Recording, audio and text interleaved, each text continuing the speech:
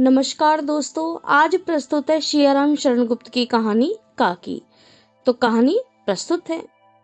उस दिन बड़े सवेरे जब शामू की नींद खुली तब उसने देखा घर भर में कोहराम मचा हुआ है। उसकी काकी उमा एक कंबल में नीचे से ऊपर तक एक कपड़ा ओढ़े हुए भूमि शयन कर रही है और घर के सब लोग उसे घेर कर बड़े करुण स्वर में विलाप कर रहे हैं। लोग जब उमा को शमशान ले जाने के लिए उठाने लगे तब शामू ने बड़ा उपद्रव मचाया। लोगों के हाथ से छूटकर वह उमा के ऊपर जा गिरा। बोला, काकी सो रही है, उन्हें इस तरह उठाकर कहाँ ले जा रहे हो? मैं ना जाने दूंगा। लोग बड़ी कठिनता से उसे हटा पाए। काकी के अंतिम संस्कार में मैं भी वह जा न सका। एक दासी राम राम कह के उसे पकड़े रही। यद्यपि बुद्धिमान लोगों ने शामू के बाल मन को यह कहकर समझाने का प्रयास किया कि काकी उसके मामा के घर गई है, परंतु असत्य के आवरण में सत्य बहुत समय तक छिपा नहीं रह सकता। आसपास के अन्य अबोध बालकों के मुंह से ये प्रकट हो गया। यह बात उससे छिपी न रह सकी कि काकी कहीं और नहीं ऊपर राम के यहाँ गई है। काकी के लिए कई दिन तक लगातार रोते रोते उसका रुदन तो क्रमशः शांत हो गया, परंतु शोक शांत न हो सका। जैसे वर्षा का जल एक दो दिन में पृथ्वी के ऊपरी तल से अगोचर हो जाता है, परंतु भीतर भीतर आर्द्रता बनी रहती है, ऐसे ही उसके अंतःस्थल में वह शोक जाकर बस गया।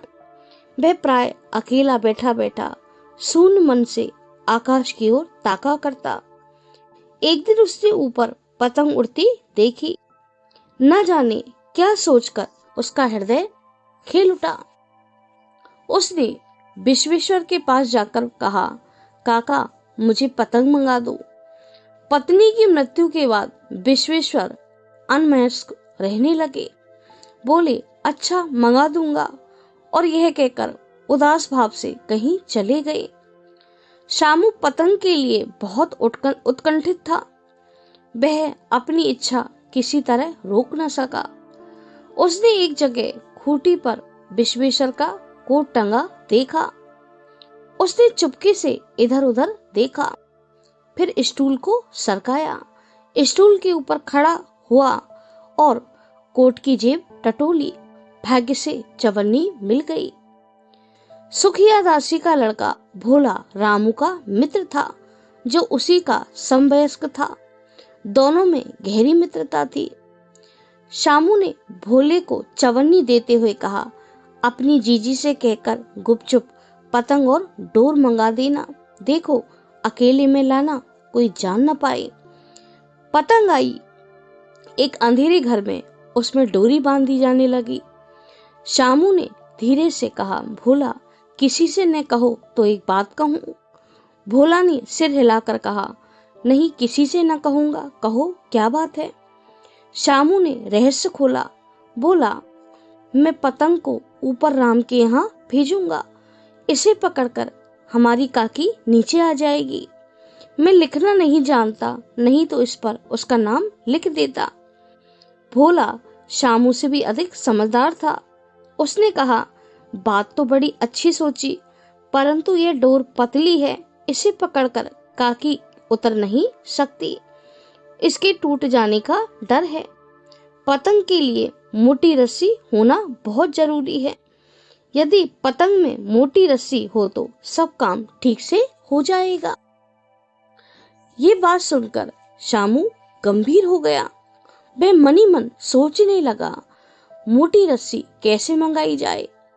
पास में दाम नहीं, और घर में जो आदमी बिना दया माया के काकी को शमशान में जलाए, वे इस काम के लिए उसे कुछ नहीं देंगे। उस दिन शामू को चिंता के मारे पूरी रात नींद न आई। पहले दिन की तरकीब से उसने फिर दूसरे दिन विश्वेश्वर के कोट से 1 रुपया निकाला और भोले को देते हुए बोला, देख भोला, किसी को मालूम न पड़े, अच्छी अच्छी 2 रस्सियां मंगा दे। मैं जवाहिर भैया से एक कागज पर काकी का नाम लिखवा लाऊंगा। नाम की चिट रहेगी तो पतंग ठीक उन्हीं के पास पहुंचेगी। 2 घंटे बाद प्रफुल्ल मन से शामू और भोला अंधेरी कोठी में बैठे बैठे पतंग में रस्सी बांध रहे थे। अकस्मात शुभ कार्य में विघ्न की तरह उग्र रूप धारण किए हुए विश्वेश्वर वहां आ घुसे। भोला और शामू को धमकाकर बोले, तुमने हमारे कोट से 1 रुपया निकाला है। ये सुनकर भोला सबकपा गया, एक ही डांट में मुखबिर बन गया और बोला, शामू भैया ने रस्सी और पतंग मंगाने के लिए 1 रुपया तुम्हारी जेब से निकाला था। विश्वेश्वर ने शामू को 2 तमाचे जड़कर कहा, चोरी सीख कर जेल जाएगा एक दिन। फिर गुस्से में आकर 2 तमाचे जड़े और कान मरोड़कर उसकी पतंग फाड़ डाली। रस्सियों की तरफ देखकर पूछा, ये किसने मंगाई है और क्यों मंगाई है? भोला ने सहमते हुए कहा, शामू ने मंगाई है काका। कहता है इससे पतंग तानकर आकाश में पहुंचाएंगे। काकी को राम के यहाँ से नीचे उतारना है। विश्वेश्वर हतबुद्धि होकर वहीं खड़े रह गए।